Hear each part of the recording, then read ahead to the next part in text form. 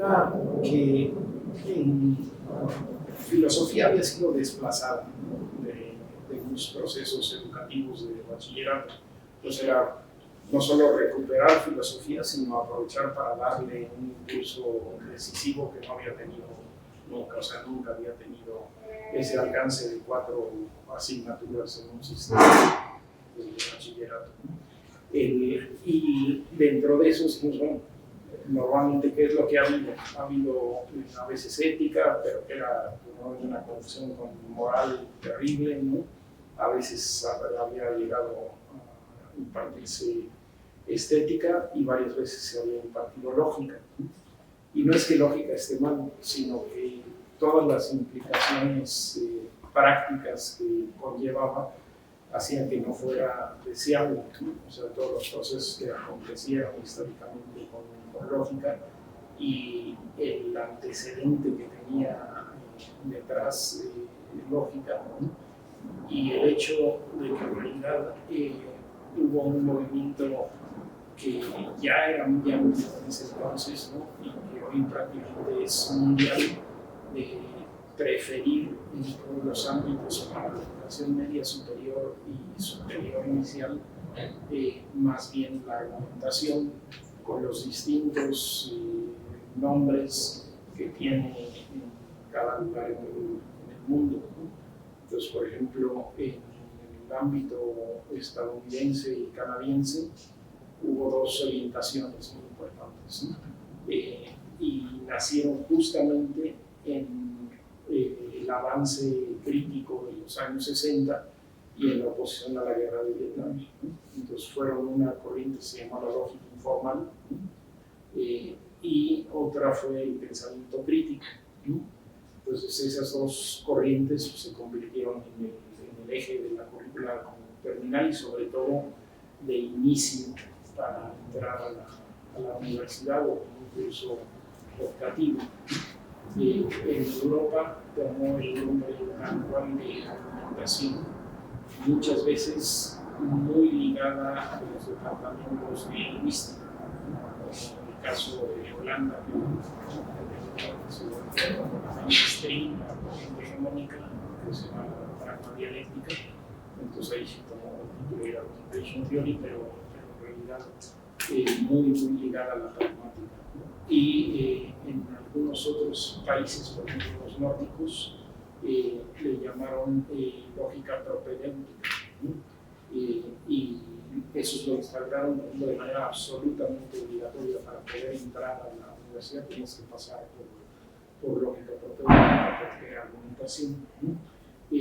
Entonces, eso en ese momento tenía como esos pisos. Hoy en día, realmente en muchos países de América Latina, en algunos países africanos, en Japón, en gran parte del mundo, la corriente de argumentación se impuso como lo más importante en la enseñanza media superior e inicio de la superior, en lugar de lógica, más bien restringiendo lógica a los ámbitos de, o bien las especialidades que requieren una aplicación lógica específica, por ejemplo, ingenierías, cómputo, etcétera, ¿no? O bien en la formación filosófica avanzada, ¿sí? Es donde se confinó el ámbito de la lógica. Ahora, también un poco la reflexión era la importancia desde el punto de vista de cómo funcionaba y cómo somos y sentimos y pensamos los mexicanos, este carácter de filtro muy duro que tuvo tanto en la escuela preparatoria como que tuvo en la enseñanza de la licenciatura en filosofía, primero en la UNAM, que ya fue una desgracia, y luego la multiplicaron la desgracia cuando pasó luego a la UAM, ¿no? Y si ya era una tragedia en la UNAM, se volvió 3 veces tragedia en la UAM, ¿no? Entonces ahí sí de plano era el filtro absoluto, excluía a más de la mitad de los estudiantes por esa sola asignatura, ¿no? Y luego también la idea desde el punto de vista de la concepción de la formación del conocimiento y de la inteligencia, pues había una crítica fuertísima ¿no? A la centralidad del pensamiento lógico y lingüístico. Por un lado, considera esto que platicábamos, de que hay distintos tipos de inteligencia, pero por otro lado también que cada vez más se fue considerando, y ya es un hecho así apabullante, la centralidad y indisociabilidad de la parte emocional de la parte cognitiva. Entonces, todo eso nos hizo orientarnos hacia la argumentación y también la idea de que la edad del estudiante regular, digamos, no semi-regular, que tenga entre 14 y 18 años, ¿no? Pues está en un periodo muy crítico y lo que menos necesita son esos procesos totalmente rígidos, porque lo que necesita es hacer sentido, ¿no? Y tener capacidades de comunicación, porque en realidad esa fase, al menos en Occidente y en México, tiene esa parte como de una dificultad grave comunicativa y de interacción, ¿no? Y que si no se resuelve, ¿no? Y no tiene un acompañamiento que permita, por un lado, una acogida amorosa y por otro lado, encontrar el sentido, que se encuentra hasta el suicidio, ¿no? Suicidio en los niveles preparatorios, inicio de estadios de la vida, incluso en Chile, en muchos lugares en el mundo. Entonces, buscar como orientación. Ahora, no quisimos adoptar ni pensamiento crítico ni lógica informal, porque eran alternativas que se quedaban a mitad del camino, que en realidad no daban el paso radical hacia una contextualización de la argumentación. Muchas veces en el camino perdieron el espíritu crítico que les dio un inicio, y de hecho la lógica informal incluso hasta perdió el espíritu de la diferenciación lógica, ¿no? Porque, por ejemplo, todavía vive, ¿no? Pero ahorita Ralph Johnson, que fue los creadores de la lógica informal, fueron Ralph Johnson y John Nathan Blair, ¿no? Blair todavía es más abierto, pero Johnson realmente regresó a la lógica formal y el criterio de verdad, ¿no? Porque precisamente la distinción entre lógica y argumentación es de carácter epistemológico profundo, ¿no? O sea, la idea de que cuando tú puedes hacer una tabla de verdad es porque es el pensamiento deductivo y las cosas son así, eso no es igual, ¿no? Y cuando tú entras a la argumentación, entras a la idea de que el fundamento es la gesta, la pinta, ¿no? O sea, que hay un problema, hay una pregunta y por lo tanto se puede resolver en pro o se puede resolver en contra, y hay distintas maneras de responder, ¿no? Entonces, la lógica informal ya se le mostraba, ¿no? Como ese viraje de que estaba regresando a esa parte más bien de la operación demostrativa universal y no de la dimensión de la opinión y la argumentación. Y la idea también de que a esas dos corrientes le faltaba la orientación del pensamiento crítico en el sentido de Frank, ¿no? O sea, la idea de no solamente se trata de que seas capaz de pensar bien en el sentido de la forma lógica, sino de pensar bien en el sentido del contenido, de buscar otro orden social que modifique un sistema contra la humanidad. Entonces, sobre esa base es que más o menos se armó la idea de argumentación de Filos II, ¿no? Y una manera como de presentar las cosas que acercara más, ¿no? Fue, por un lado, el marcar en las operaciones argumentativas, o sea, que se entendiera en el marco comunicativo que pues siempre tienes que describir, ¿no? Pero entonces pasas de escribir a narrar, ¿no? Que cuando hay algo que defender, pues tienes que usar la argumentación, y que cuando hay evidencias contundentes, ¿no? Pero entonces pasas al nivel de la demostración y que se diera la argumentación en ese flujo, ¿no?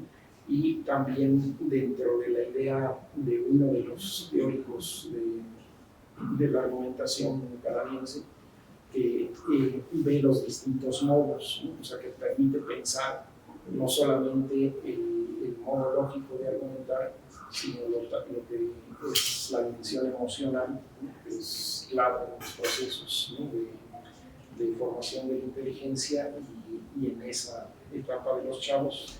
Y también él considera lo que llama el modo visceral, es decir, toda la parte que tiene que ver con la carnalidad, que tiene que ver con las instituciones sociales, con el poder, ¿no? Toda esa parte que llama visceral, ¿no? Bueno, y la parte quiseral, que se llama a partir del camino, ¿no? Que es la idea de todo lo que tiene que ver con la intuición, que tiene que ver con la energía, que tiene que ver con la espiritualidad, con la mística, con un argumento que para mí es contundente y simple. Uno puede ser atea o ateo, o puede tener la conciencia se le dé la gana, pues se libre de cada quien, pero el hecho es que la absoluta mayoría de la humanidad tiene un pensamiento espiritual y frecuentemente incluso religioso, ¿no? Y que tú no puedes decir yo estoy por encima del 90% de la humanidad y de las madres, ¿no? Y la religión y las cosas espirituales no entran, ¿no? O sea, tiene que ser considerado ese ámbito y entender su dimensión de racionalidad, ¿no? que conllevan. Entonces esas dos cosas, las grandes macrooperaciones discursivas, los modos de argumentar fueron una manera de acercarse. Ahora, ya en esos años que estaban produciéndose los programas, ya también incluso había una propuesta de continuidad desde la primaria hasta el piso universitario. Había varias propuestas, quizá la que más cuajó fue una guía, pero que era la función a niños y niñas, ¿no? Sí, que la película era desde las primeras bases, podemos preparar a los niños y a las niñas para que vayan en su nivel, ¿no? Adquiriendo ciertas ideas, por ejemplo, como la relación toda parte, ¿no? Ciertos procesos de inferencia, en fin, cómo vas preparando para que cuando llegan al nivel preparatorio de la universidad, pues ya tienen toda una construcción que les permite tener un pensamiento argumentativo mucho más elaborado, ¿no? Entonces, ahora yo quizás acentuaría un poco más esta parte de las operaciones por varias razones. Una, porque permiten otro juego, y también porque en México y América Latina tienen una vertiente muy poderosa narrativa, ¿no? O sea, yo quizás acentuaría un poco más esa parte narrativa o el juego de narración y argumentación. Y les es más fácil también a muchos muchachos y muchachas acercarse desde ahí.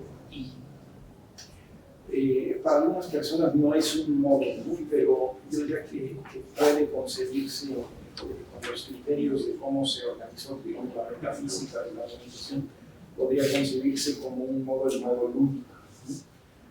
Pero más allá de la discusión de si formalmente podemos decir que hay un modo lúdico de argumentar, la dimensión lúdica me parece central a ser un elemento clave en esos cursos, ¿no? Cómo integrar procesos como la caricatura, ¿no? Los elementos de la cultura, ¿no?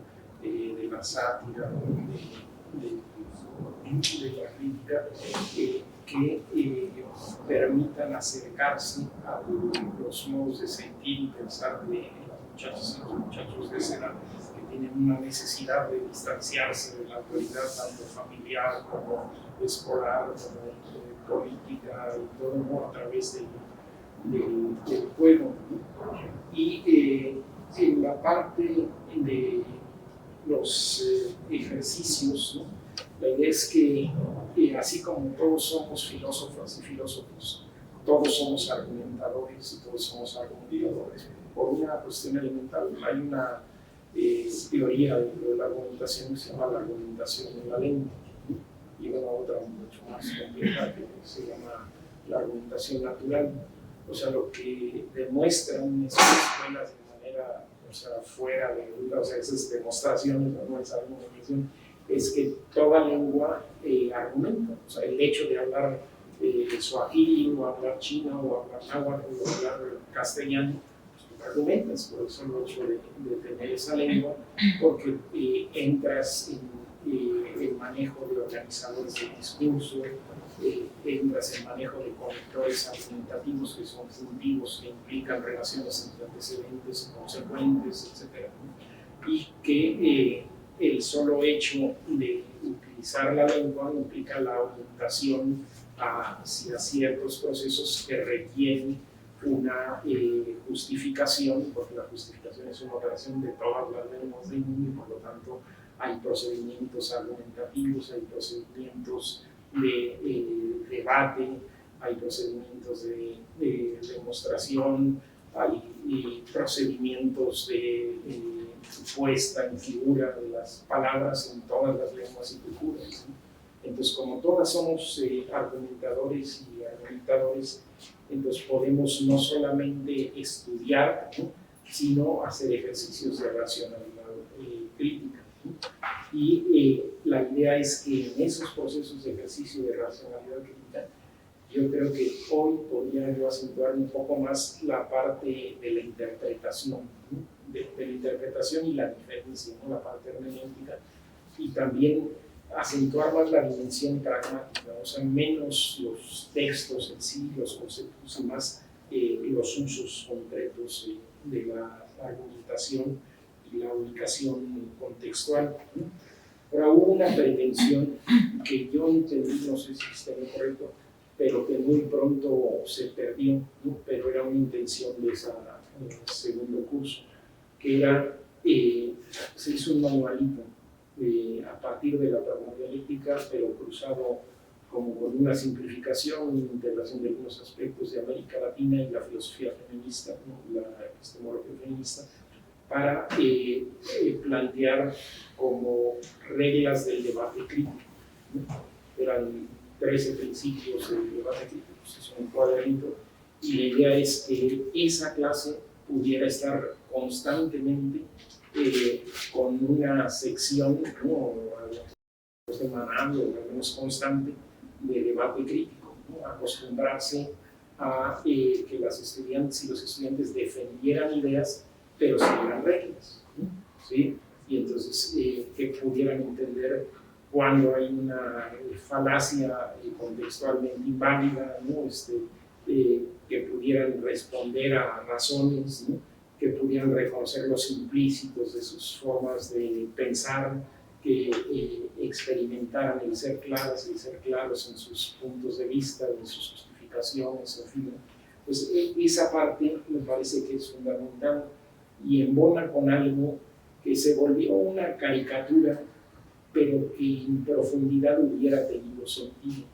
Era lo que había, por ejemplo, en la educación privada y la pública nunca hubo. No, bueno, puede ser que hubo, pero muy poquito, ¿no? Pero en las privadas siempre hubo oratorio, ¿no?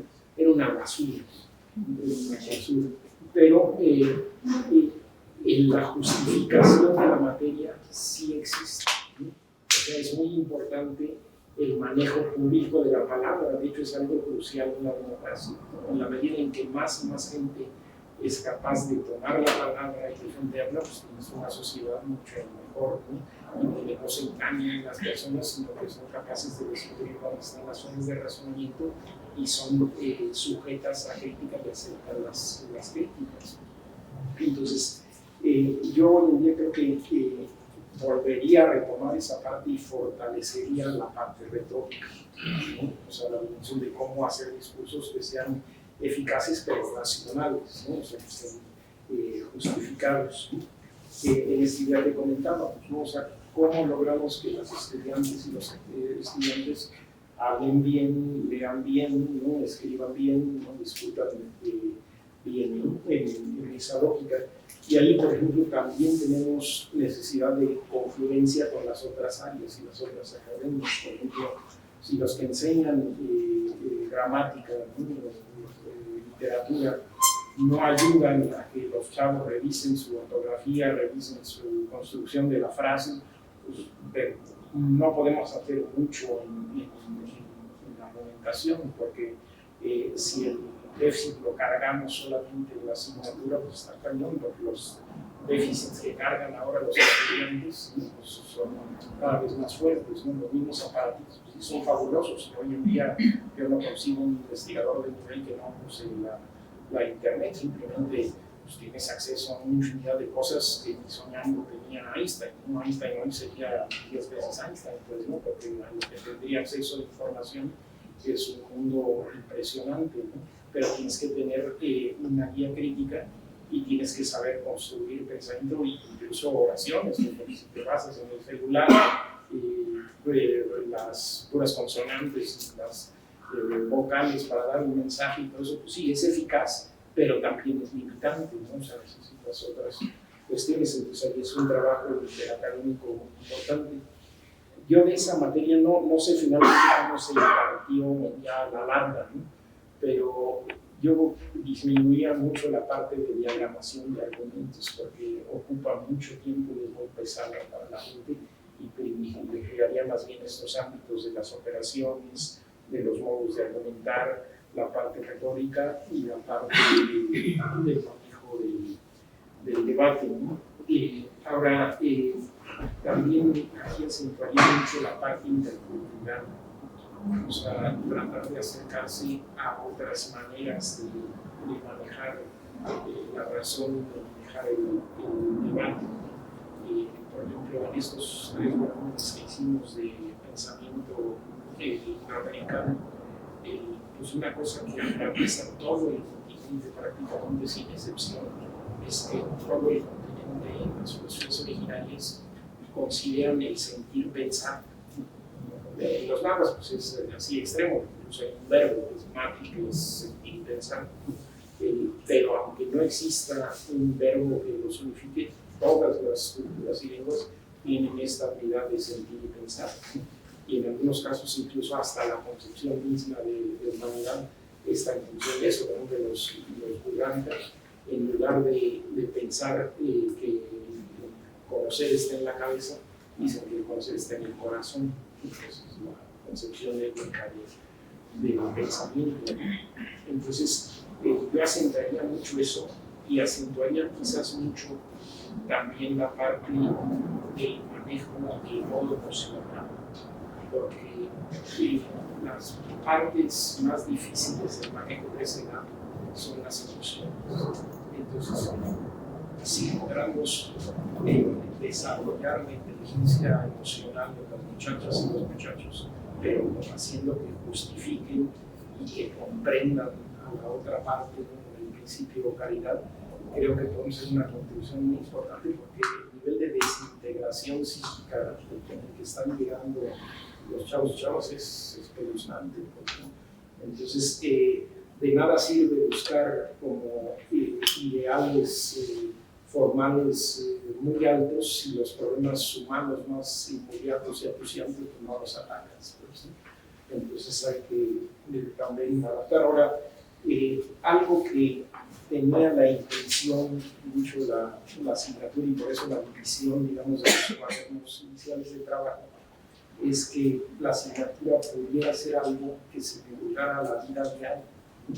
O sea, que pudiéramos estar discutiendo la vida diaria. Incluso un poco, alguna vez hice una telenovela, ¿no? La telenovela, una distinción viene al caso, ¿no? Frente a todas las telenovelas que se hicieron antes, era por un lado que tenía el tema político, pero por otro que lo que iba pasando en México en el momento se integraba en la telenovela. Entonces discutían cosas que estaban en la mesa de la discusión periodística de la semana, digamos, ¿no? Entonces yo creo que esta asignatura sería una asignatura que tendría que tener una capacidad de respuesta a lo que está pasando en el entorno inmediato, tanto social y urbano como familiar de las personas, para poder atender esa necesidad, porque ¿de qué te sirve la racionalidad si no tienes una vida mejor en concreto? ¿No? O sea, entender a Platón o entender la lógica de Copy sirve para pura fregada si no tienes una vida que te haga entender y dar sentido y orientarte de manera más feliz en lo cotidiano.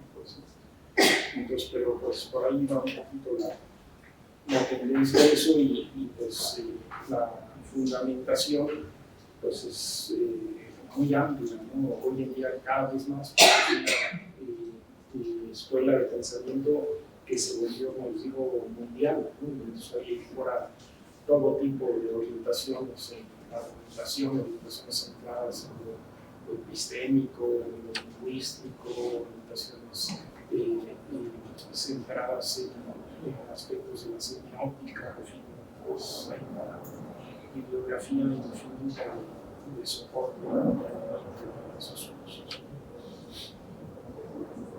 Además que las escuelas bilingües, digamos, por ejemplo, lo que dicen en Europa la dialéctica, pues tienen journals enteros dedicados a eso, la forma también, y las currículas de pensamiento crítico están en la red, también hay currículas de pensamiento crítico para aventar para arriba.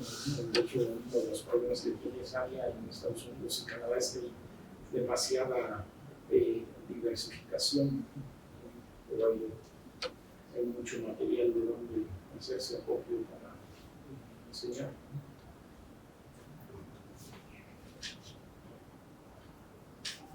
Entonces, no sé más bien si intercambiarnos. Entonces, bueno, ya nos planteó más o menos como los diferentes aspectos que tendrían, ¿no? Entonces, si quieren preguntar sobre ya el curso, la lógica, ¿por qué no? O la informal, ya hablo un poco más, entonces no sé.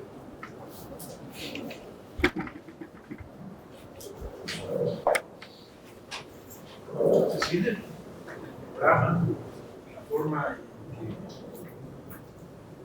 que yo desarrollo y veo cómo los compañeros desarrollan filosofía rosa. Pues es un lío, ¿no?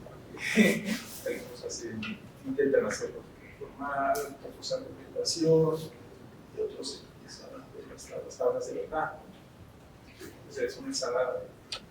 Y esto que dices, conozco, no te había escuchado específicamente sobre el tema.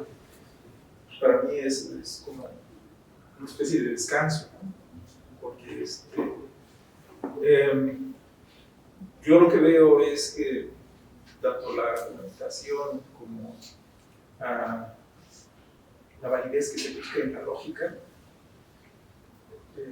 se olvida del conocimiento como un proceso en el que el inicio es tentativo. Entonces el joven hace conjeturas. Se puede también hablar de intuiciones que están próximas a lo que son las soluciones. Peirce hablaba de que se encuentran entre la duda y la creencia, y cuando la duda se encuentra, hay irritación. Cuando llega la creencia, se hace un lado esta irritación y hay una especie de bienestar. Lamentablemente por Peirce lo que ocurre es que llega toda la gente de Europa trayendo su propuesta del positivismo lógico, y Peirce también queda como relegado. Pero a mí lo que me llama mucho la atención de él es que lo ve como un proceso de búsqueda, en donde el inicio es ¿no? En donde, por ejemplo, yo, para poner algo más concreto, yo inicio a la manera cristiana de la duda honesta, ¿no? Hace una diferencia entre lo que es la duda honesta y la duda de papel. La duda de papel es la duda que tiene el maestro, la duda que tiene mi padre, la duda que tiene mi hermano, pero ¿cuál es la tuya?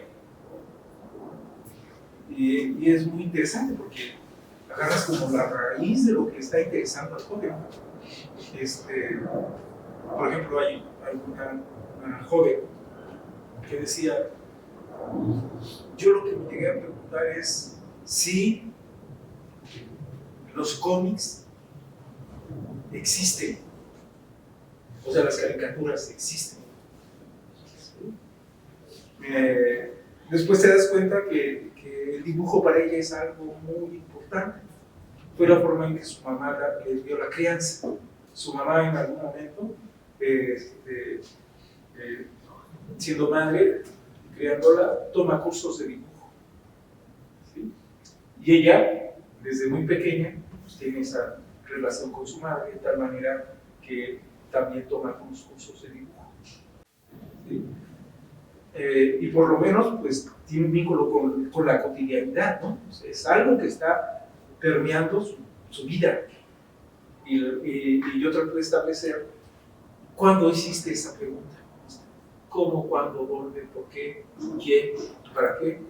Etcétera. Contextuarlo lo más posible. Ya después lo que intento es, tengo una línea del tiempo, que por supuesto no la vemos toda porque es muy agotadora, pero sí en algún momento con ellos una especie de acompañamiento para ver si su pregunta tiene alguna semejanza con la de algún filósofo. ¿Sí? Por ejemplo, otro chico lo que decía es, se preguntaba por qué ser policía desde muy chico. Tenía familiares dentro de la policía. Y después te vas dando cuenta que eso era por la justicia. Entonces, cuando vas haciendo ese acompañamiento, ya ves cómo esa pregunta la puedes sacar con un filósofo. Y así esa idea, pues, somos filósofos. Ellos también generaron este tipo de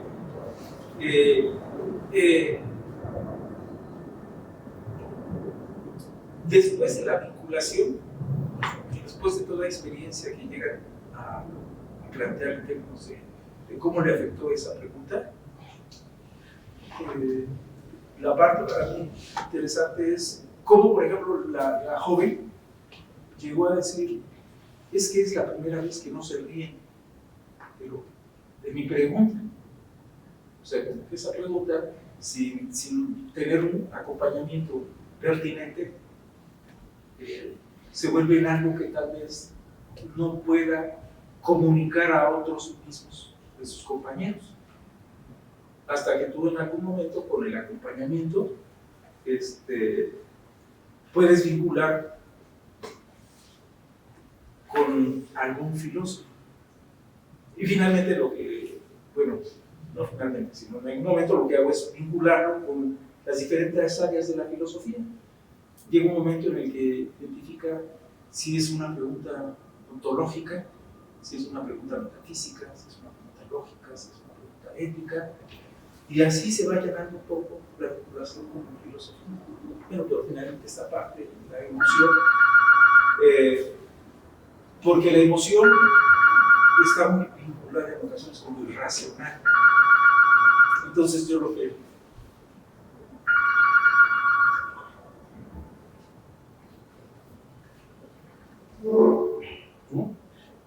que intento más bien es vincularla con este inicio tentativo como parte del procedimiento.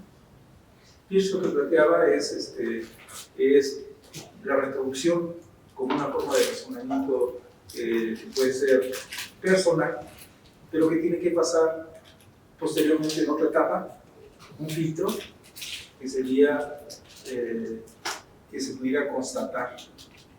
Y después, ya que se pudiese elaborar como una especie de regla o hábito. Lo interesante del asunto es que, seguramente conocer a Atocha Liceda. Atocha Liceda está trabajando esto en inteligencia artificial, pero le está quitando casi todos los criterios del conocimiento humano, porque ella lo que busca es que se vuelva una especie de procedimiento que pueda hacer una computadora, y lo está trabajando con médicos haciendo diagnósticos, por ejemplo. Sin embargo, retomando la idea inicial, esa parte de pensar el conocimiento como un proceso que tiene un andamiaje sumamente lento, casa muy bien con la parte de las emociones y cómo poder trabajar. ¿Qué es lo que no hay ese trabajo propiamente con los jóvenes? O sea, sí hay esa especie como de intentar sistematizar, pero como que siempre hace falta algo. Sin ese trabajo previo, está como la parte de que tú sí eres el docente, que está enseñando a pensar a los estudiantes. Y si los metes en una crisis muy complicada. No, señor, mira, aquí lo que dije es, cada quien tiene su bagaje, ¿no? Y por fortuna son totalmente diferentes. Entonces el chiste es como tú esa asignatura y esos objetivos base los cubres tú a partir de toda tu experiencia y de todos tus saberes, ¿no? Entonces, PIS puede ser un elemento que en tu cátedra sea parte fundamental. Además de lo que hay muchas otras cosas de PIS que pueden usarse. Por ejemplo, PIS tiene un planteamiento básico, ¿no? Que dice una palabra es un programa argumentativo, ¿no? Entonces, a partir de eso, puedes encerrar clases enteras, ¿no? Y que tienen pertinencia justamente para el origen de la argumentación, de la lógica informática. Imagínate el contexto de los años 2001, 2006, cuando las Torres Gemelas, ¿no? El programa terrorista, o sea, todo lo que tuvo el ordenamiento del mundo tenía que ver con el programa argumentativo de la palabra terrorista y lo que implicó y la exclusión de los que tenían afiliación árabe y el cambio de las políticas de los aeropuertos a partir de lo que implica una palabra como programa argumentativo, ¿no? O cómo nos concebimos, por ejemplo, como seres humanos a partir de la idea del modelo de comunicación que te dicen emisor y receptor, y estamos convertidos en terminales de telégrafo y de computadora que no tenemos nada que ver con eso más que ciertos procesos de funcionamiento mecánico, pero obviamente no somos eso, ¿no? Los seres humanos. Otra parte muy importante es la dimensión semiótica, ¿no? O sea, él integra la parte del argumento, de hecho, en la semiótica general. O sea, él dice la emoción es la primera absoluta, ¿no? Y de ahí tú vas a la parte donde desarrollas la terceridad más elaborada del argumento, ¿no? ¿Sí? Entonces está en toda una construcción de cómo hacemos sentido, y el chiste es cómo a un nivel de preparatoria y para fines útiles y que se entiendan y todo, tú llegas a hacer una traducción de eso que obviamente en algunas dimensiones de los más complicados de la filosofía contemporánea, ¿no?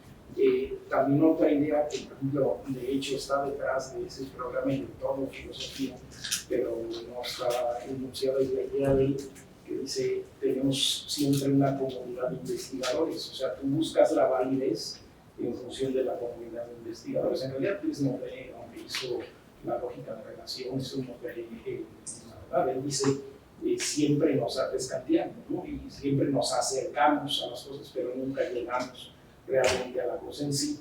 Y entonces, pero tienes una comunidad de investigación que va entendiendo los ámbitos del universo, ¿no? Y conforme te acercas a los ámbitos del universo y en la comunidad de investigación hay un acuerdo, entonces la idea es que la Academia de Filosofía y el aula fueran una comunidad de investigación. De argumentar, esa era una de las intenciones. Entonces, y en ese sentido también la idea de cosas como esto que planteas de PIS es que pudiera haber habido una academia en comunidad donde dices, tenemos este consenso de programa, para esto pues hay estas 3 propuestas de autores, estos 4 ejercicios, ¿no? Podemos utilizar, a mí este no me gusta, a mí este sí me gusta, pero tienes una batería porque es una comunidad y entonces vas pudiendo desarrollar eso. Y en el aula pues es toda esta parte de una discusión y por eso las reglas del debate, ¿no? Otra parte que es muy importante es esto que dices de la pregunta honesta. O sea, en realidad ese es el fundamento de la argumentación. O sea, la argumentación la tenemos, por ejemplo, en el prólogo de esta edición, viene toda una parte, la más importante, de hecho, sobre argumentación en Iberoamérica.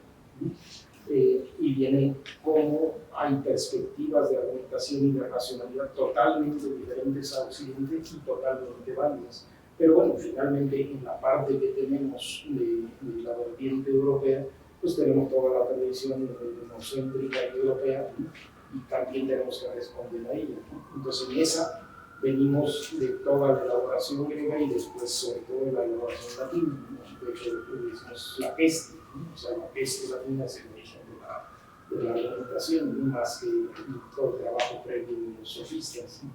Entonces, la cuestión es finalmente esa pregunta honesta que realmente puede ser respondida o en pro o en contra. Es decir, que no es lógica, es decir, que no es un problema de demostrar una tabla de verdad. O sea, la argumentación siempre tiene la posibilidad de ir para un lado y para otro, y que cada vez es más pertinente, incluso científicamente. Si ustedes están hablando, por ejemplo, de los avances científicos físicos, por ejemplo, hoy demostramos, ¿no?, que no puedes tú decir que tu marco de referencia es el único válido, o sea que una misma situación tiene más de una respuesta posible igualmente válida, o sea la lógica cada vez es menos lógica, ¿no? ¿Sí? Entonces esa parte de la pregunta es muy importante. Ahora, la emoción está en la base de la estructura de Peirce. Ahí hay que desarmar mucho el positivismo y el racionalismo clásico, ¿no? Porque mira, hay experimentos y pruebas y cuestiones culturales en todos los ámbitos que muestran la centralidad de la emoción. Por ejemplo, cuando Gardner hace sus trabajos sobre las inteligencias, ¿no?, que tienen justificación en la evolución, tienen justificación en el funcionamiento neural, que puede haber gente facultad especialmente con inteligencia, etc. La inteligencia emocional es una inteligencia lateral. Luego gente como Goleman dice todo lo que implica la inteligencia emocional. Stanley Greenspan dice no solamente es una inteligencia, como dice Gardner, sino que es la base de la inteligencia. O sea, evolutivamente lo que nos distingue como seres artificiales secundarios es todo el lazo de materno-infantil o de la diada de los cuidadores primarios con la crianza prolongada, más prolongada que ninguna otra especie. Y el cemento de todo eso es la emoción. El símbolo y la lógica no se constituyen si hay déficits graves en la constitución emocional del infante. ¿Sí? Cuando se hace en el 2005 este artículo que está arbitrado y discutido por una treintena de neurofisiólogos, antropólogos, físicos, etcétera, de Mark Lewis, él demuestra, en un artículo, demuestra que cada cerebro es diferente, y en el otro demuestra que tú no puedes encender cerebralmente la parte cognitiva sin que se encienda simultáneamente, claro, en un individuo sano, la parte emotiva. Y no puedes encender la parte emotiva que te orienta a la acción sin encender la parte cognitiva. Damasio demostró que la más estúpida decisión lógica, si pasa de dos factores, no se puede tomar la decisión si no está operando la dimensión emotiva. O sea, cualquier problema de un mínimo de complejidad requiere la dimensión emotiva de una cabeza. En el caso de todo el pensamiento latinoamericano, la unidad de emociones y pensamientos está en todo lo que somos indígena. Entonces, la emoción es un aspecto clave. En filosofía, justamente, algo que tiene Peirce, por ejemplo, es que la estética y la emoción ocupan un lugar central, ¿no? Tal vez hay más la estética, porque para él la lógica es un derivado, es mucho más fundamental la estética y la ética. Pero, por ejemplo, en la ética de Spinoza, el cemento es la emoción. O sea, todo se constituye a partir del componente emocional. Entonces, pero aquí lo más importante esta vez con los chavos, como en vez de aprenderse, por ejemplo, una tabla de verdad que les sirve para nada menos, ¿no?, en la vida, tampoco vamos a traspasar el problema, pero ahora a la argumentación. O sea, la idea es cómo sientes y piensas y cómo haces que ese estudiante sienta y piensa afirmándose en su subjetividad y sabe comunicarla al otro de manera racional y que pueda ser compartida y que llegue a poder desarrollar ese nivel donde se sabe sujeto de la vida como todo mundo y que tal vez acepta una orientación emocional o lógica diferente a la que tenía de inicio, pero sobre todo como docentes, cómo fortalecemos a ese individuo y no cómo lo ponemos en una situación donde se desbarata su ya de por sí desbaratada identidad, capacidad comunicativa y de afirmación que entra en crisis y hasta en suicidio eventualmente, ¿no? ¿Sí? Entonces, porque es una materia en realidad peligrosa, ¿no? Es una materia que si tú no orientas de manera adecuada, en vez de fortalecer a esas muchachas y muchachos, los debilitas y los pones en crisis, o hasta piensan que son tarados, cuando la intención de la asignatura es cómo te hago más inteligente emocional y lógicamente.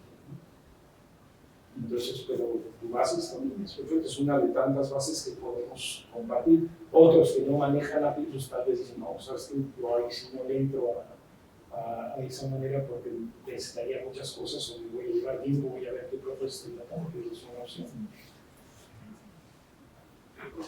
Yo quería preguntar un poco, me parece muy interesante todo lo que comentas. Y pues sí, yo quisiera hacer más una reflexión, ¿no? En el sentido de que, bueno, aquí siempre hay algunos historiadores, son filósofos, también haremos una literatura.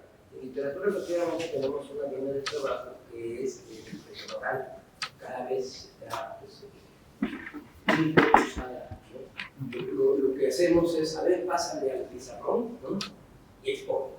Y aprende de memoria, y los chicos pues ahí siempre con el problema efectivamente de muchos bloqueos. Yo tengo estudiantes del primer semestre que no te pueden responder una pregunta directa, por ejemplo, ¿no? Y preguntas sencillas, ¿no? Que a mí me parece, bueno, creo que tiene que ver efectivamente con lo que comentas, ¿no? Con sujetos que en su integridad, en su mundo emocional, sí están viviendo una constante vulneración, violencia, pobreza, marginación, etcétera, etcétera, ¿no? Y bueno, creo que es muy importante lo que propones, en el sentido de que nos afanáramos un poco más, ¿no? Cuando comentaste que díganles a los literatos que les corrijan, ¿no? Yo, mi súplica permanente es pedirles siempre a los filósofos que normalmente saben escribir, que también les corrijan. ¿No? Apoyen también eso, porque efectivamente, sí, todos tendríamos que contribuir un poco con esto, pero sí hay a veces mucho desinterés, ¿no? Y es grave, y hay que decirlo, que incluso en las argumentaciones que nosotros como maestros hacemos, pues caemos claramente, ¿no? En ese egocentrismo o en ese autoritarismo, ¿no? Si yo tengo la verdad, ustedes están en el suelo, y pues sí, esto no contribuye para nada, ¿no? Producimos el mismo esquema de campo de concentración, perdón, de las escuelas, que muchos padecimos, ¿no? Y que el IEM se pensó precisamente para combatirlo, ¿no? Yo, por ejemplo, lo comento, en literatura yo no comienzo ni con los griegos, ¿no? Yo hablo primero de los egipcios, y hablo de Platón, por ejemplo. Me interesa mucho esto de los enunciados morales, ¿no? Que uno puede encontrar en el libro Tibetano de los Muertos, o egipcios, o en la literatura. Y me interesa más esta parte, ¿no? Comentarles siempre que la preocupación de la literatura griega, o el famoso conócete a ti mismo, ¿no? El oráculo es algo que se puede, que no sé cómo la ves, cómo integrar todo esto, pero que el objetivo primordial es ese, conocernos más y que ellos se puedan conocer a sí mismos, porque claramente en su forma de enunciación, en su forma de dirigirse a las cosas, se nota que hay pues una lógica que a veces no entendemos, por decirlo menos, ¿no? Como dices, una desestructuración. Y yo creo que pues, es muy importante que los compañeros de filosofía promuevan esta otra parte, ¿no? Que no es, ¿cómo decirlo? A veces también se tiende a decir, no, es que eso es autoayuda, o eso es casi religión, ¿no? Estás aquí metiendo ideas morales y eso no es el tema de la filosofía, ¿no?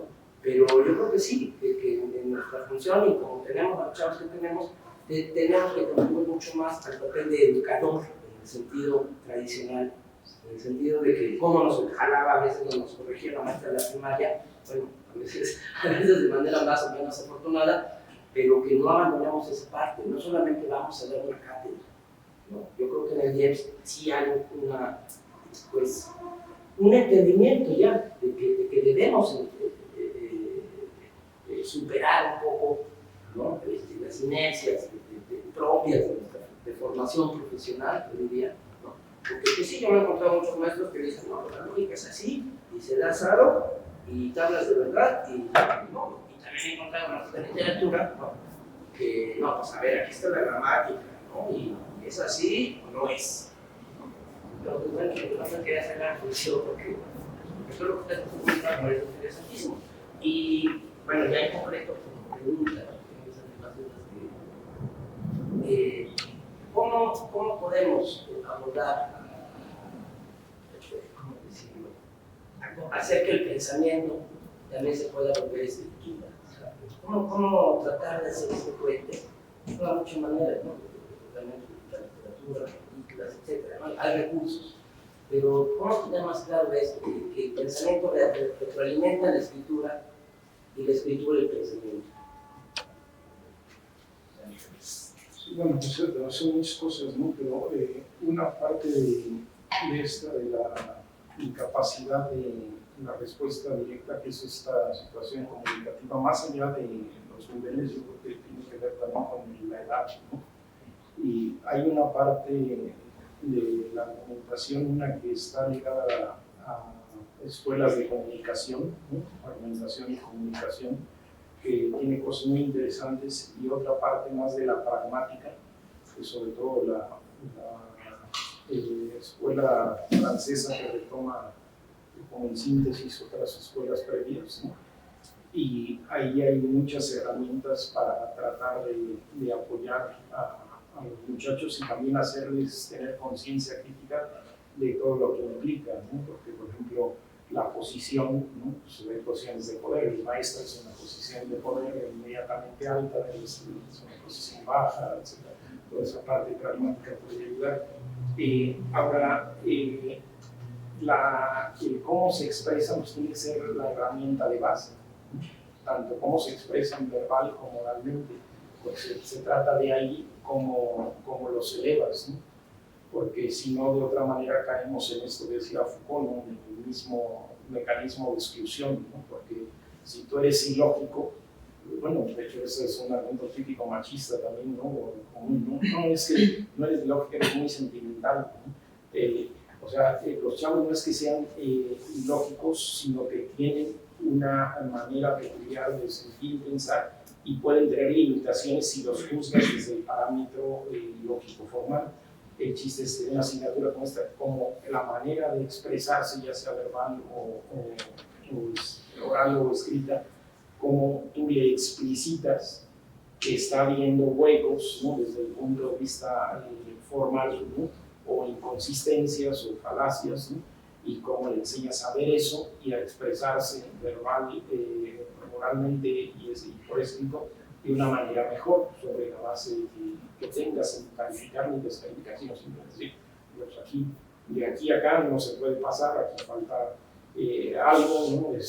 Si tú dices que esto es por esto, pues resulta que puede ser también esto, otro, y no se deduce por ese, tienes que buscar un argumento que sea más de vínculo directo. Por ejemplo, yo algo que haría mucho en esa, imitaría mucho las herramientas básicas a utilizar.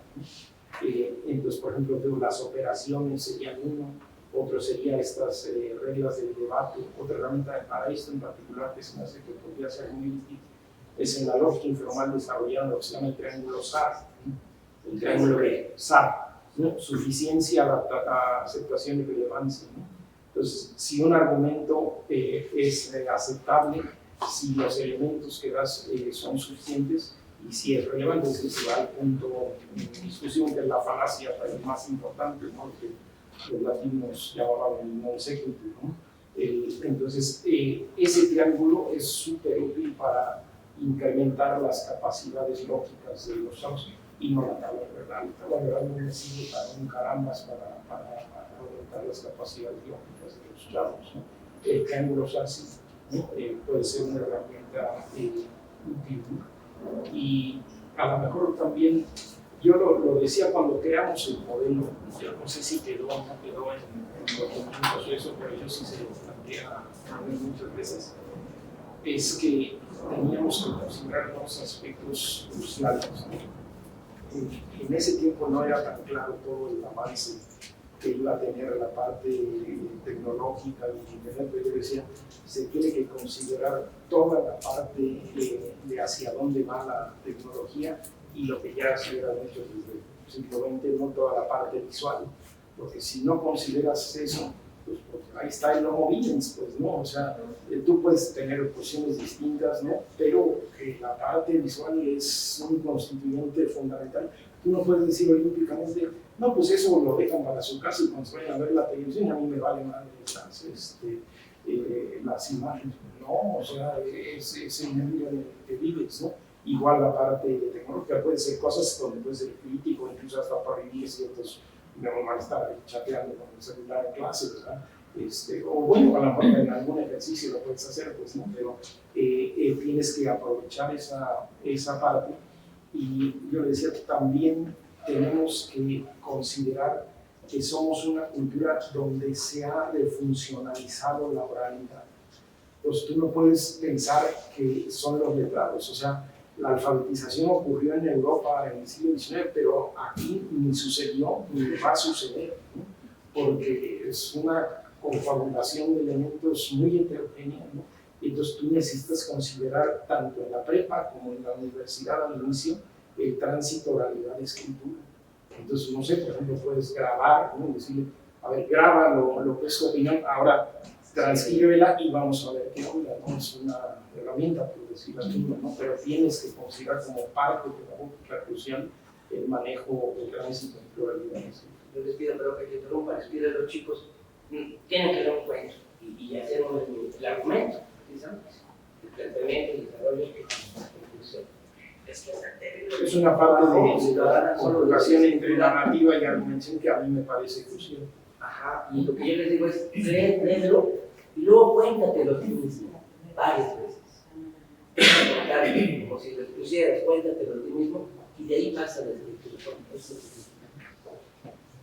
Sí, dos cosas. La primera es, ¿cómo podemos hacer, más allá de utilizar el les, las estudiantes, los estudiantes, cómo podemos hacer para construir, porque no creo que esté dado, ¿no? Yo creo que eso se construye, un lenguaje incluyente, un lenguaje donde, bueno, tenga esta perspectiva de género, ¿no? Que es, vamos, lo tenemos encima, ¿no?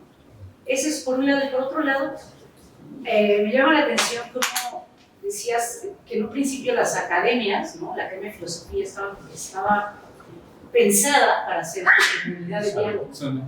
¿Qué pasó en el camino? ¿Por qué hemos dejado de dialogar? ¿No? Y no es tanto la pregunta a ti, sino un poco también a los compañeros.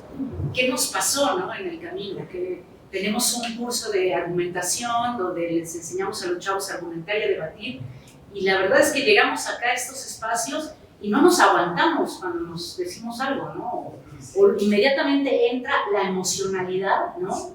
A bloquear cualquier tipo de comunicación porque no me gustó, ¿no? Entonces a mí me llama mucho la atención este proceso que como macroacademia hemos estado viviendo y que es uno de los por qué somos tan poquitos, ¿no? Porque hay 8 jornadas académicas, ¿no? De filosofía, no sé cuántas hay, ¿no? Entonces, sí es un poco la pregunta para ti, pero también para abrir, ¿no? Como esta reflexión, ¿no? Entre nosotros. Siempre el tiempo y la voluntad puede reconstituir, ¿no? Entonces, así como se entregó, también se puede volver a construir, incluso aprovechar. Yo digo, los conflictos son una oportunidad para crecer y ser mejores. No tenemos nunca que ver el conflicto como una dificultad, sino como una oportunidad, porque todo es conflicto y todo es cambio, ¿no? O sea, no tendrías árboles si no estalla la semilla, pues, ¿no? Entonces yo pienso que siempre es factible. Ahora, de la primera parte, yo creo que esa es una tarea para todas las áreas, ¿no? Para todos los docentes y los asistentes, ¿no? Porque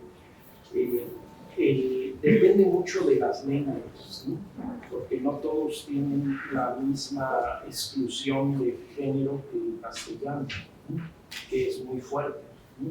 Mi esposa es lingüista y analista del discurso y alguna vez escribió un texto sobre el manejo del lenguaje, del masculino y lo femenino, y sobre yo había ido a trabajar desde acero de muy chico y cuando todo el mundo usaba el He, ¿no? He y she. Cuando regresé a estudiar, todo el mundo utilizaba como el genérico el she y fue una decisión de la comunidad canadiense de decir vamos a usar el she para cuando es indefinido, para dar una orientación en función de una compensación de género y está generalizado y ya los chavos aprenden con el manejo del she, ¿no? Aquí la Academia de la Lengua Española se escandaliza por los las y los los y porque tú dices las cosas, pero pues hay que buscarle la estrategia y están varias propuestas, ¿no? Que la escritura, que la X, que la arroba, que sí que entonces nos van a meter, pues, meternos en problemas, pero vamos a ver también que tienen salidas, ¿no? Y hay algunas estrategias que son como las más universalizables, que yo creo que hay que irlas conociendo, manejando y generalizando. Por ejemplo, en derechos humanos es una parte muy clave, ¿no? Porque en derechos humanos, por ejemplo, no dices adulto mayor, ¿no? ¿Por qué? Porque ya estás diciendo un nombre, ¿no? Y entonces mejor dices persona mayor, ¿no? Y entonces vamos a usar persona mayor y antepones, en derechos humanos todo antepones primero persona, ¿no? Y al utilizar persona te libras del machismo, ¿no? De la orientación privilegiada del género masculino, y así hay varias estrategias que te permiten ir reconstruyendo el lenguaje, pero es una labor que por un lado enfrenta resistencias muy graves de carácter académico, sobre todo lingüístico y literario, ¿no? Y por otro lado enfrenta lo constituido que es patriarcal. Pero sí hay que tener bien claro que para mí, ¿no? En esta parte que presentamos por ahí de lo crítico, para mí lo crítico hoy en día no puede separar la crítica de género de la crítica étnica, ¿no? Y de la crítica de clase, ¿no? O sea, si tú andas por ahí, por el mundo con el asunto de clase y eso, pero no consideras la parte de género, la parte étnica, en realidad es tan miserable como clasista, ¿no?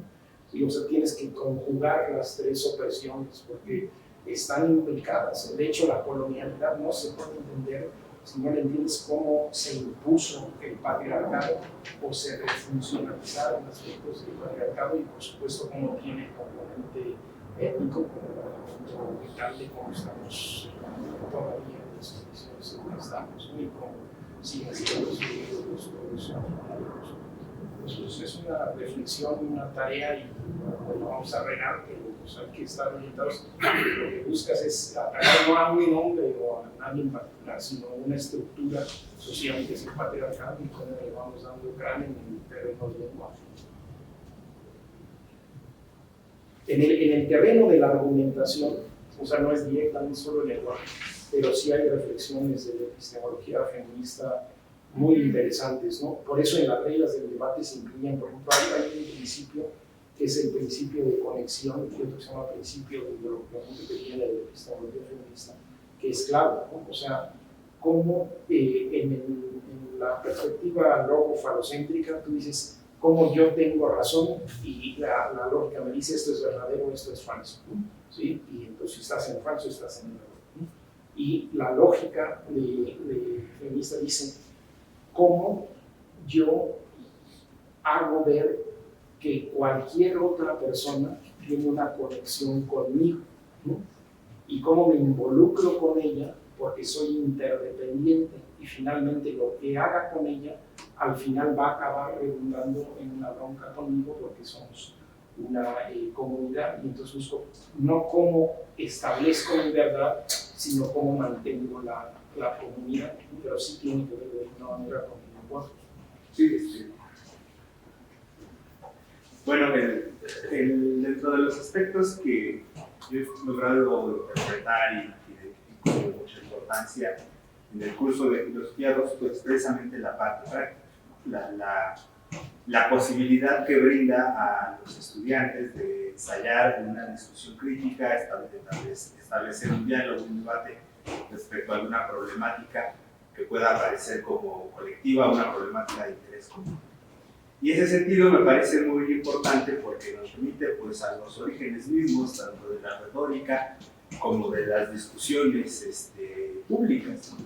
La posibilidad de hacer del lenguaje un uso para reconocernos como ciudadanos, para reconocernos como partícipes de una colectividad en la que tenemos que enfrentar problemas cotidianos, problemas comunes de los cuales tenemos que resolver. Lo cual es otra cosa más que hacer el uso de nuestra condición de seres políticos, ¿no? De seres de ciudadanos, ¿no? Que participamos activamente en las discusiones políticas de nuestra comunidad. Ese es un aspecto que me parece muy interesante y que al menos por lo que yo he visto no está presente en otros programas de otros bachilleratos. Parece ser que la parte de esta argumentación en sentido práctico queda sí sugerido, sí señalado, pero en muchos cursos, por ejemplo, no sé, los de bachilleres de lógica, incluso los cursos de los programas de la escuela preparatoria, los CCHs incluso, están orientados más a la práctica de la lógica formal, de enfrentar las estructuras del silogismo, la parte sí, de la lógica simbólica y todo. Entonces, teniendo esto de contexto, la pregunta concreta, aprovechando pues, que nos has dado un panorama muy amplio de cómo se fueron pensando los diversos objetivos del curso de Filosofía 2, y teniendo en cuenta la posibilidad de una revisión de los programas de estudio, que yo estoy seguro que tarde o temprano va a llegar una actualización de los programas, la pregunta concreta sería, pues, ¿cómo observas tú el curso de Filosofía 2 respecto a los cursos que se imparten actualmente en los otros bachilleratos? ¿Qué ventajas, qué fortalezas, también qué debilidades puedes encontrar dentro del curso de Filosofía 2, ya visto a la larga y una vez que tiene casi 20 años que se comienza a aplicarse? Y bueno, ¿cómo lo observas en comparación con los otros programas, sobre todo los cursos de argumentación? Y hacia dónde podría tender una posible mejoría o una posible actualización o renovación de los objetivos del curso de Filosofía 2. Mira, yo en el plano que comentas, la práctica y discutir y argumentar sobre el entorno, lo cotidiano, lo inmediato, a mí eso me parece que tiene que acentuarse, ¿no? De hecho, es que la argumentación es un asunto muy serio, ¿no? O sea, yo siempre trato de transmitir esa idea, está en el centro de la cultura occidental y está en el centro del poder. O sea, nada más entre historia y mito, ¿no? Pero cómo nació la argumentación, nace en Siracusa cuando cae la dictadura. ¿Y para qué nace? Para defender en juicios la propiedad, es decir, esto sí le pertenece a Juan y esto no le pertenece a Juan, ¿sí? Entonces su importancia es capital. Ahí lo único es la orientación política crítica, ¿no?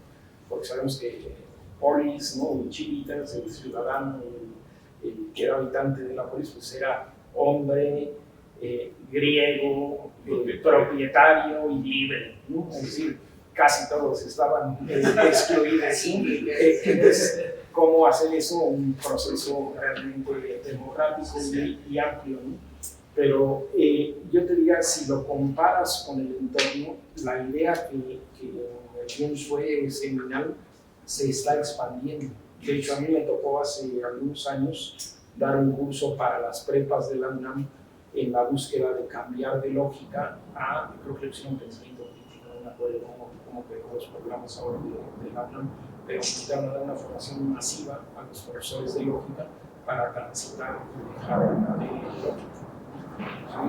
Entonces, digamos que James en ese sentido pues va un poco más adelante. Y yo creo que la ventaja es que puede hacer ahorita una reforma bien, tiene una experiencia de 20 años en lo bueno y en lo malo, ¿no? Pero tienes una experiencia de 20 años y la puedes aprovechar, que ya pusiste en la práctica, en dar un paso que otros apenas dieron hace 5 años, ¿no? Y otros todavía no lo dan, pero que la van a dar porque es un fenómeno mundial. Ya está ese proceso en Japón, en otros países del sudeste asiático, en muchos lados en América Latina se ha expandido muy fuerte en algunos lugares como Chile y otros, ¿no? Pero es algo que va expandiéndose porque es útil, ¿no? Porque ayuda y porque es mejor, ¿no? ¿sí? Entonces la ventaja, yo creo que siempre hay que transformar. De hecho, cuando uno hace planes de estudio, un requisito es ponerle cada cuándo lo vas a revisar, y lo más que te tarda son 5 o 6 años, pues, ¿no? Pero tenemos la inercia de este monstruo que es la SEP, ¿no? Y entonces donde hay cosas como donde estudias, por ejemplo, matemáticas, y tienen programas que tienen 20 años, ¿no? Mi hijo, el menor, por historias de su salud y de su vida y de cómo funciona un poco, pues es muy diferente a la normalización. Y entonces tuvo mucha dificultad en matemáticas, y cuando le preguntábamos a las maestras del lugar que pasaban, y le dicen, entonces que le están enseñando cómo pensar y cómo resolver los problemas matemáticos, lo que necesita es aprenderse la pinche reglita, ¿no? Y que responde de lo que esperan, porque además es solo una manera de proceder. Entonces dejen de enseñarse cómo son la profundidad de las matemáticas y cómo es el razonamiento, y que enseñen de ABC, porque este programa tiene 30 años o 25, no sé, con una barbaridad, ¿no? Y no lo han revisado, ¿no? ¿Sí? Entonces que aprenda esto para pasar. Pero aquí tenemos la oportunidad de cambiar y hacer algo mucho mejor, pero implicaría hacer las cosas de manera adecuada, porque si no es otra vez, ¿no?, la carreta andante de los bueyes. Entonces, una primera cosa es un diagnóstico, o sea, cómo estamos enseñando, qué se está haciendo, qué ha funcionado, qué no ha funcionado en la docencia y en el aprendizaje, porque la docencia de repente hace las cosas bien, pero pues cómo están asimilando los chavos, y sobre esa base, pues entonces plantear, ok, no esto está funcionando, lo mantenemos, esto está del carajo, hay que cambiarlo, ¿no? ¿Cuáles son las propuestas? Y entonces sí, pues hay 4 alternativas, ¿no? Vamos a discutirlas, descartamos 2, ¿no? Y nos quedan 2 por mayoría de votos, o aquí quedan las 2 propuestas, y quienes quieran por una, quienes quieran por otra, o sea, pero ya es hacerlo de manera adecuada, porque sin un diagnóstico y un conocimiento de la situación y una, ¿cómo diríamos?, alguna especie de inventario de cuáles son los recursos que tenemos y cuáles incluso podemos compartir, ¿no?, y hacer comunes, pues entonces pues va a ser una jalada. Pero sí hay muchos, yo les decía estas, ¿no? O sea, menos elementos, ¿no?, de los que había, ¿no? Pues potenciar esta parte de las operaciones, la liga con la narración, ¿no? Los modos de argumentar, el triángulo de suficiencia, aceptabilidad y relevancia, ¿no? Y la parte retórica, ¿no?, potenciarla, y realmente hacer una comunidad de argumentadores, de investigación, de discusión, y utilizar, si se dejó de utilizar, yo pienso, porque yo lo he usado en otros ámbitos, esta tabla de los 13 principios del debate, que se puede cambiar lo que quieras, ¿no? Pero que haya herramientas para establecer reglas de debate y ideales de pensamiento. Jorge. Mi pregunta es, Sí, pues te quieres. Sí, con ellos dos cerramos. Sí, Jorge, puedo preguntarte algo. Nos vamos a Jorge, voy a preguntar yo y el compañero, y cerramos ya la sesión. mi pregunta es muy concreta. Fundamentalmente una parte que nos cuesta mucho es esta relación que tú señalas entre emoción y razón. Tradicionalmente la historia de la filosofía es logocéntrica, ¿no? Y hace mucho énfasis en la racionalidad, aparte de, por ejemplo, de esto de inteligencias múltiples o de la inteligencia emocional de forma. ¿A qué otros textos nos pudiéramos Mira, un texto súper contemporáneo, ya murió, pero es el trabajo de Deleuze, y todos sus trabajos sobre Spinoza son claves, ¿no?, en esta perspectiva. Tiene su densidad, pues, ¿no?, pues también tiene su voz, ¿no? Sí, mira, lo que quiero preguntar era sobre En un momento en Filosofía 2, el objetivo era que ya el estudiante presentara un trabajo escrito. Digo, esto de la disposición de la argumentación, la entrada, la argumentación, la salida. Pero lo que estamos viendo es que los chavos están inmersos en la parte de la imagen. Y bueno, y ahorita nos dices, es bien interesante esta parte donde pues, el chavo podría mostrar esto que nosotros estamos diciendo, que esperamos a través de un medio, ¿no? O sea, si es un discurso, por supuesto, y ahí estaría mostrando mucho todo este proceso de acercamiento a ideas, reflexión, elaboración y expresarlo a través de un medio, no un discurso totalmente elaborado. Pero la pregunta sería, ¿y dónde queda la parte escrita? ¿Consideras que digamos, sobre todo en la parte del problema eje, por ejemplo, que el estudiante podría decir, pero hijo, ¿no? O sea, ya puede presentar al estudiante un problema eje si presenta un eje, ¿no? Entonces podemos llegar a esa parte, pero la onda ya, digo, en serio, es qué pasa con la parte escrita, con el texto o el paper, pero eso seguimos buscándolo, consideras... No, o sea, la parte escrita pues, es indispensable, sigue siendo una dimensión básica, simplemente puedes flexibilizar y complejizar, ¿no? Por ejemplo, a mí me tocó crear la primera licenciatura en creación literaria en América Latina aquí en la UASM. Entonces, yo cuando teníamos las discusiones decía, es que no puedes pedir la misma titulación que en otras áreas, porque lo que tú quieres hacer es creadores literarios, ¿no? Entonces, pues, su presentación para titularse es un poemario, es un librito de cuentos, es una novela, aparte de una novela, y en todo caso le pides además que haga una justificación donde muestra su conocimiento de la historia literaria, del lenguaje, de la justificación teórica, de la estética, pero es un acompañamiento. Entonces, no es que no